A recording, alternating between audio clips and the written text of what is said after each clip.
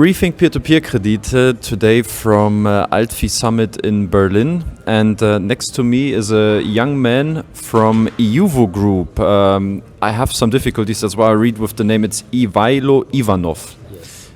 We had a small discussion already. You're Bulgarian, and how old are you actually? So I'm 32. I'm not that young anymore.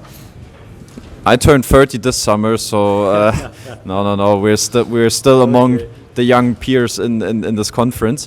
iuvo Group.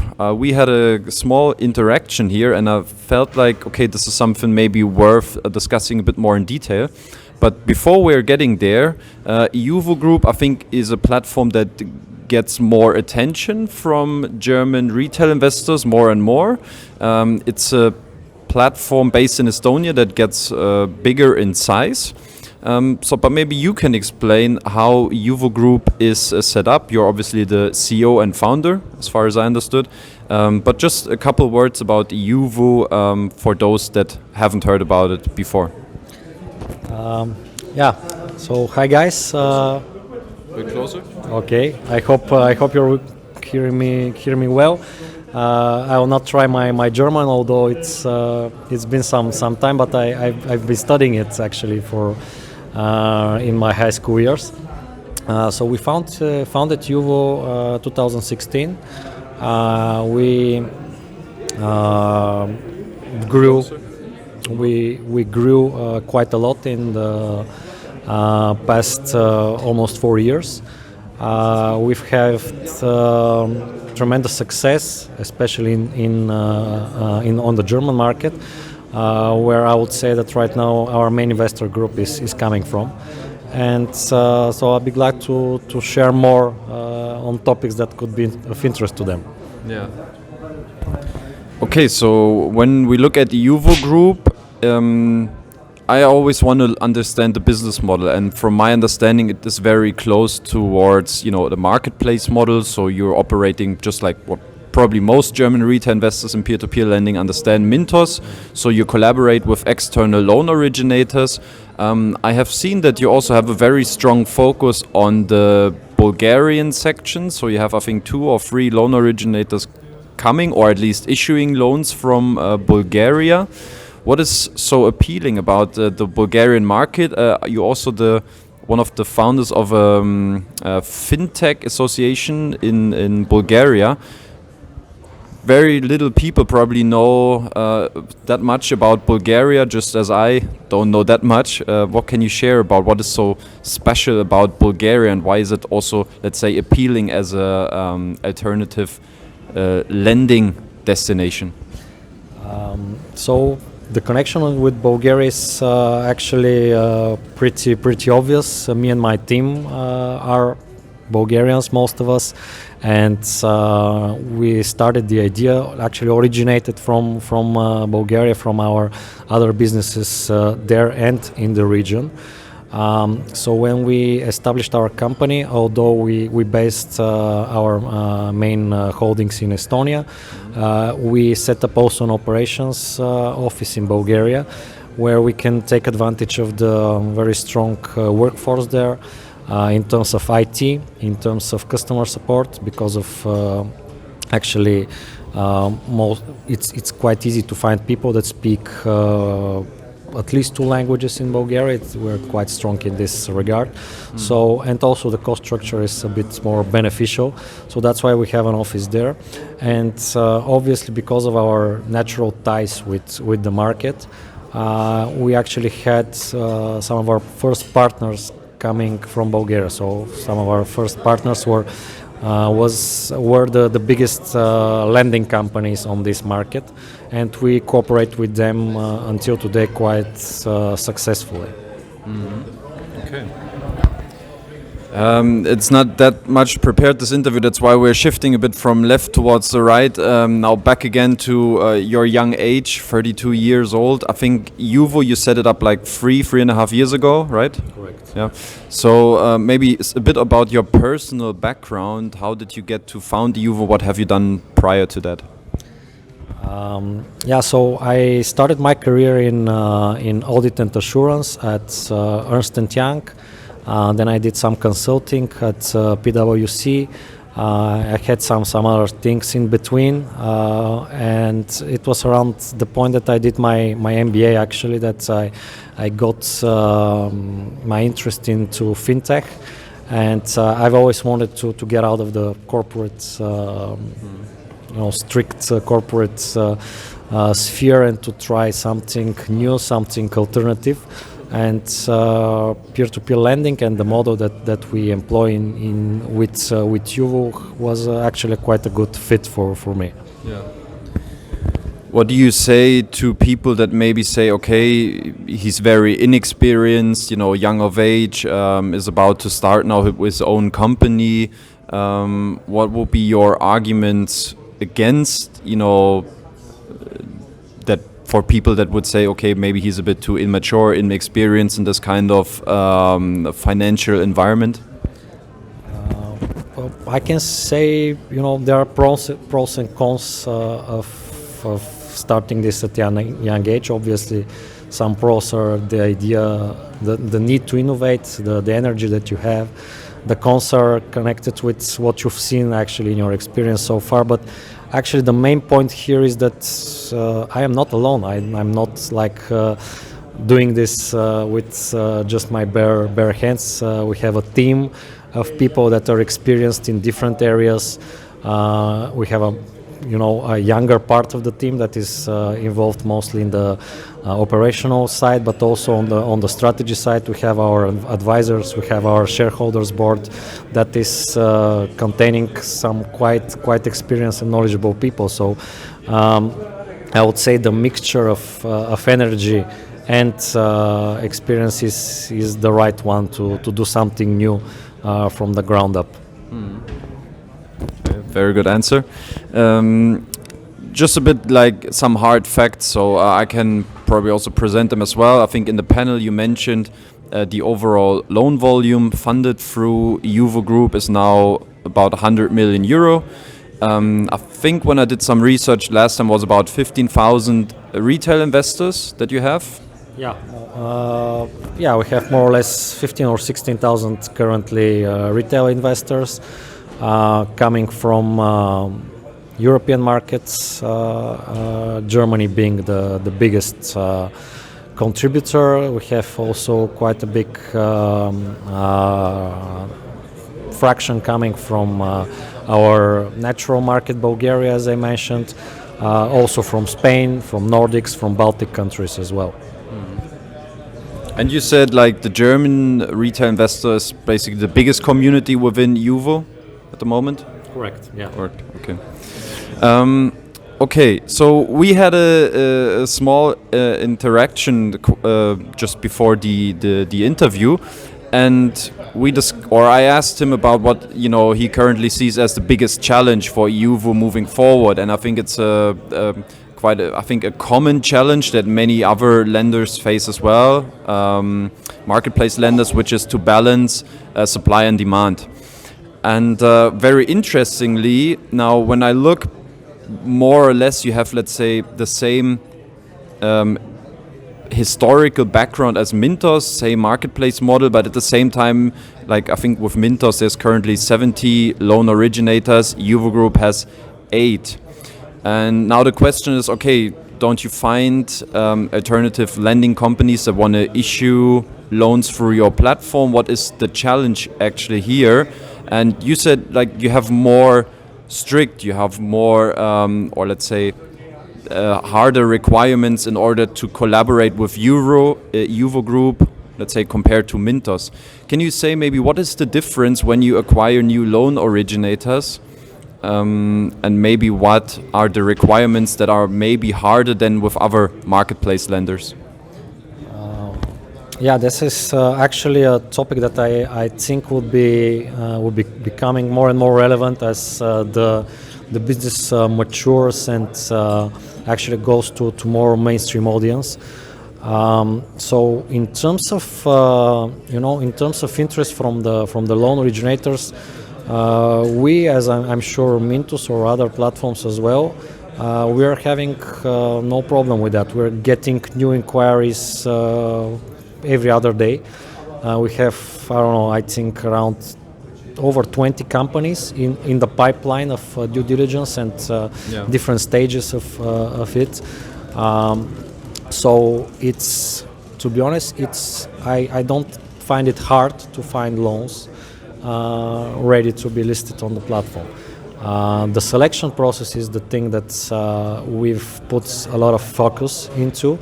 As I told you earlier, my own personal background is in audit and assurance, so I take this topic quite close to the chest, and I try to do it in a way that I would have done it if I was I don't know, part of some of my previous employers, because the risks are there, and there is this situation where you may feel tempted to satisfy the need for loans by listing all kinds of companies without doing the proper checks. So with us, the process is, I would say, definitely more thorough than what we've seen on other competitors. We perform both legal and financial due diligence with the companies. At the legal part, it's a bit more straightforward. We check the relevant licenses. We check their owner structure up until the ultimate beneficial owner, so we don't stop at some offshore shareholding company. We go to the physical person. This is a must. And we also look at the AML policies and the GDPR policies that they employ. The financial due diligence is actually the more interesting side. We implement all kinds of covenants in our contract that has to do with the actual financial performance, not only at the moment of acceptance on the platform, but also at any upcoming moment of cooperation, where we look at their liquidity ratios, we look at their capital independence, we look at how leverage are there, and also are they too much exposed not only on iuvo but also to other peer-to-peer platforms, because there is always the hazard of a company listing all of its portfolio to 5-10 platforms and becoming too leveraged and only counting on this as a source of funding. So we implement this as a check in the beginning. We put it as a requirement in the contract, and we also monitor it later on through monitoring the marketplaces of other competitors as well, so that we can have an idea of how exposed is the company to these risks. And apart from the initial checks that we do, we also perform regular actually reviews of the portfolios of the company. So as probably most of the viewers are aware, all of the loans come with risk ratings that are assigned by the loan originator. We are actually monitoring and keeping in check how are these loans actually performing on the platform, and do they correspond to the default rates that this company have sent to us in the beginning when listing the loans. So each loan comes with a probability of default assigned by the loan originator, but we are monitoring the actual performance of these loans and these loans classes, and we have also processes and mechanisms in our contracts to sanction the companies in cases where these situations vary. And one other very important check that we perform is the so-called test of details. So the hazard here, or the risk, is that there are companies that issue fictitious loans, loans that are not there, borrowers that are not there, payments that are not there. So we have our own algorithm of creating samples, and we do this periodically. We create samples on the basis of the listed and funded portfolio of loans that we would like to see primary documentation for. This includes contracts, includes actual bank statements for the payments, so that we can confirm that those are not fictitious loans listed on the platform, and that our investors are actually buying something that is actual.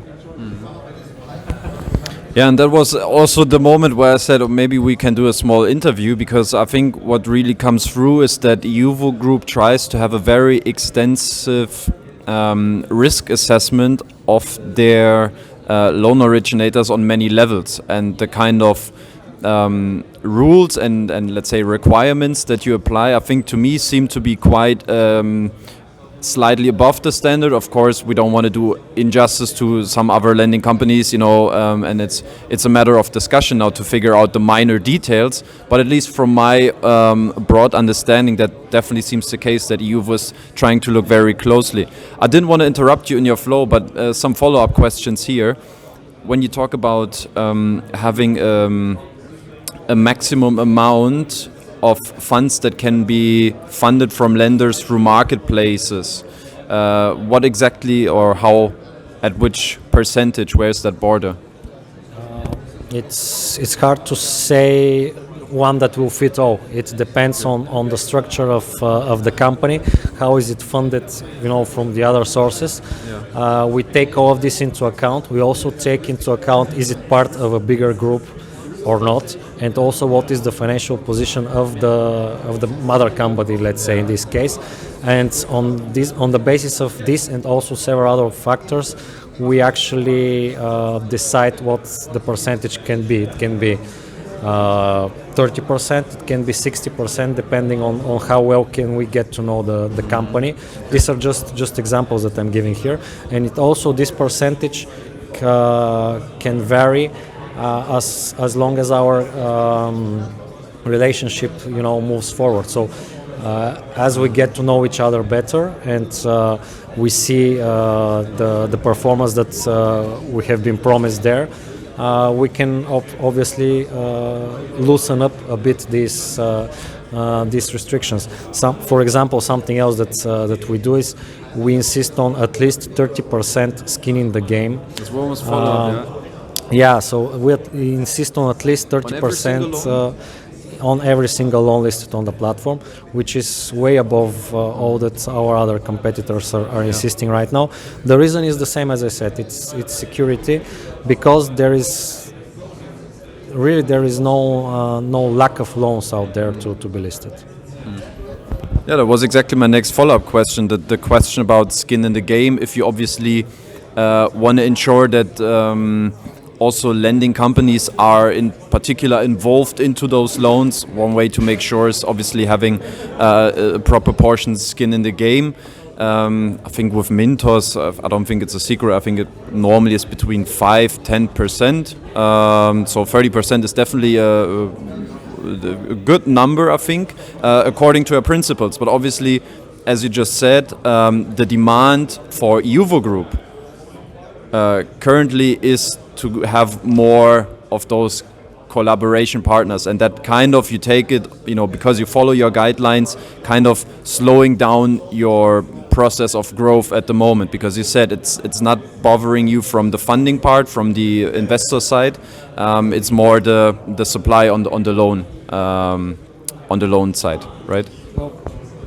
Correct, but the main thing here is that this is a path, and this is a strategy that me, the team, and our shareholders have all agreed on. So it's the way that we're going to be moving things, and we're not pressuring ourselves to take decisions just based on hollow demands for growth. Yeah. Okay, yeah, I think that will be enough for a small video interview. Maybe for the end, a couple arguments. Now, we brought already this kind of excessive risk assessment forward, but what are maybe a couple other arguments from your side in order for new investors having a closer look at iuvo Group? What are maybe a couple arguments for them to consider? Well, apart from the quite obvious things related to the marketplace, to the availability of loans, to the interest rates that are between 8 and 10% annually, I would say that we have one of the best onboarding processes on the platform that includes customer support that can guide clients through each step of the process, from registration, verification, first deposits, creation of the first auto invest filter, any additional requirements or questions that they might have. We have a quite good and capable customer support team that can service them in English, in Spain, in German, in Estonian, in Bulgarian. All of these languages are supported, and we provide and try to provide tailored advices for each of our customers. Okay, cool. Thank you very much, Ivaylo. Thanks for the insights. I also learned a couple new things here. So thank you very much for your time, and let's look forward to the second half of today's conference. Yeah, it was a pleasure. Grüßes from Berlin. Und wir sind raus. Tschüss.